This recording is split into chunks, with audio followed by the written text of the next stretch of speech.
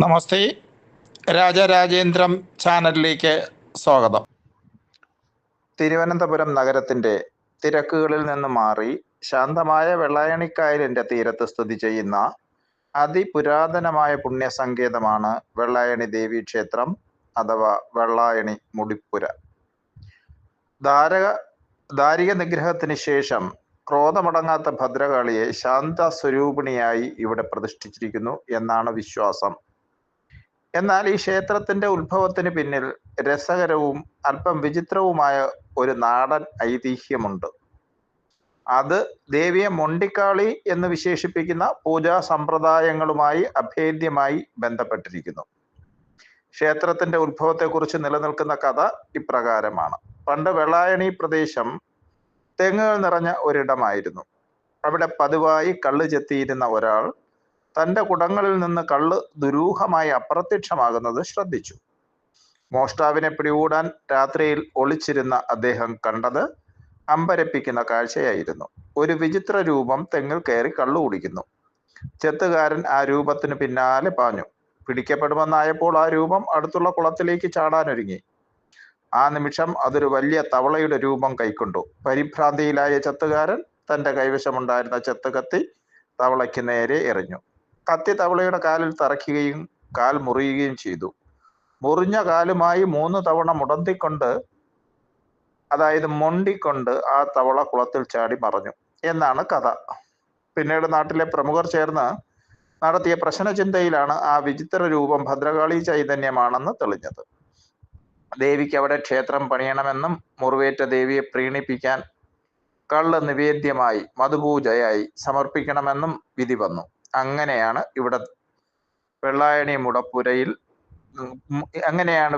മുടപ്പുര നിലവിൽ വന്നതും മുടിപ്പുരയിൽ മധുപൂജ ആരംഭിച്ചതും. മൊണ്ടിക്കാളി എന്ന വിളി ആചാരപരമായി സാധൂകരിക്കപ്പെടുന്നുണ്ടോ എന്നതാണ്. അതായത് ദേവിയെ നമുക്ക് മൊണ്ടി എന്ന് വിളിക്കാൻ പാടുണ്ടോ? പൂജാ വിധികൾ പഠിക്കുന്ന കാലത്ത് പലർക്കും തോന്നാവുന്ന ഒരു സംശയമാണ്, കരുണാമയ്യായ ദേവിയെ എന്തിനാണ് മൊണ്ടി എന്ന് വിളിക്കുന്നത്?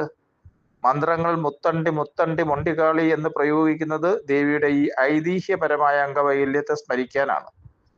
ഈ സങ്കല്പം വെറുമൊരു മന്ത്രത്തിൽ ഒതുങ്ങുന്നതല്ല, മറിച്ച് ക്ഷേത്രത്തിലെ ഉത്സവകാലത്തെ ആചാരങ്ങളിൽ ഇന്നും പ്രകടമാണ്. ഉത്സവത്തിന് വെളിച്ചപ്പാട് തുള്ളി വരുമ്പോൾ ക്ഷേത്ര പരിസരത്തെ ഒരു പ്രത്യേക സ്ഥാനത്തെത്തുമ്പോൾ അദ്ദേഹം കാല് മുടന്തി നടക്കും. അത് 3 പ്രാവശ്യം മുടന്തും. തവളയുടെ രൂപത്തിൽ ദേവിക്ക് കാലിന് പരിക്കേറ്റതിനെ അനുസ്മരിപ്പിക്കുന്നതാണ് ഈ ചടങ്ങ്. ഭക്തർക്ക് ഈ കാഴ്ച ദേവിയുടെ സാന്നിധ്യത്തെക്കുറിച്ചും പുരാവൃത്തത്തെക്കുറിച്ചുമുള്ള ബോധ്യമാണ് നൽകുന്നത്. ഭദ്രകാളിയെ സംബന്ധിച്ചിടത്തോളം ആരാധിക്കുന്നവരെ, ഭക്തരെ സ്വന്തം പുത്രരായി കരുതുന്ന സങ്കല്പമാണത്.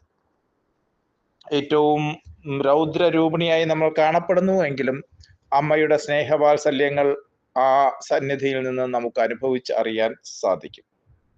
സാധാരണ ജനത്തിൻ്റെ പൂജയായി മധുപൂജ അർപ്പിക്കപ്പെടുന്നു. വളരെയൊന്നും താന്ത്രിക വിധിപ്രകാരമല്ലാതെ നാടൻ സമ്പ്രദായത്തിൽ തന്നെ ബ്രാഹ്മണരല്ലാത്ത പൂജാരിമാർ ആണ് അവിടെ പൂജ നിർവഹിക്കുന്നത്.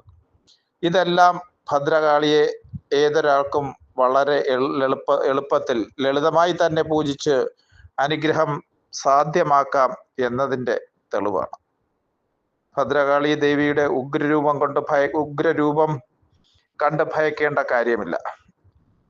അനേകം കൈകളിൽ ആയുധമേന്തി തിന്മയുടെ പ്രതീകമായ ദാരികനെ നിഗ്രഹിക്കുന്ന ഈ രൂപം അധർമ്മത്തിന് മേലുള്ള ധർമ്മത്തിന്റെ വിജയത്തെ സൂചിപ്പിക്കുന്നു.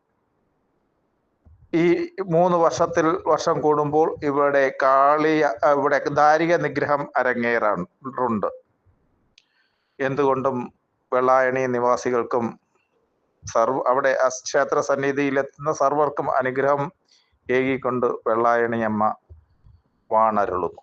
നന്ദി, നമസ്തേ.